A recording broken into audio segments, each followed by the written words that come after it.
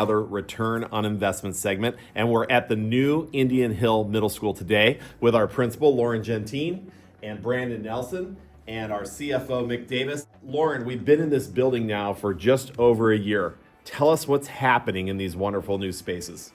Yeah, as soon as we got in, our staff and students really started to take ownership. And this is a great example. This room that we are in just 7 months ago was empty except for brand new furniture with just a dream inside. We hired Mr. Nelson to build a digital media program. And this is just one example of the many ways in which we're expanding offerings for students at the middle school.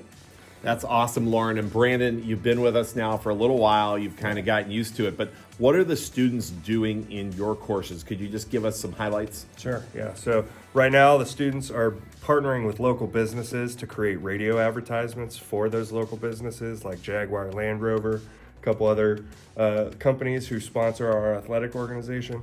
And we just delivered those radio advertisements yesterday. And I think some of those are actually going to go out to air on their social medias.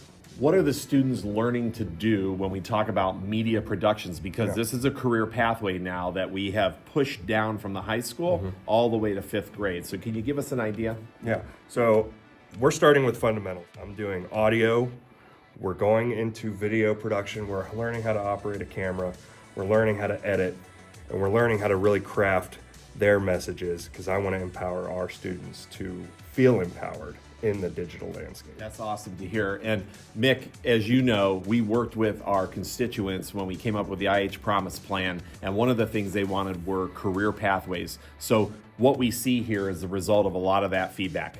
It is, most definitely. And as we look at the spaces in our buildings and try to think about how education is now and going to be in the future, we want to make sure we're developing those pathways. And as you can see, the education of the future requires a lot of times a lot more equipment than, a textbook or, the things that we're used to in the past with education. So the district is trying to make sure we're allocating the right amount of funds to make sure we're meeting the needs of the students right where they are and to make sure that they're being educated for now and for the future and to make sure that they're getting the best experience possible here at IH.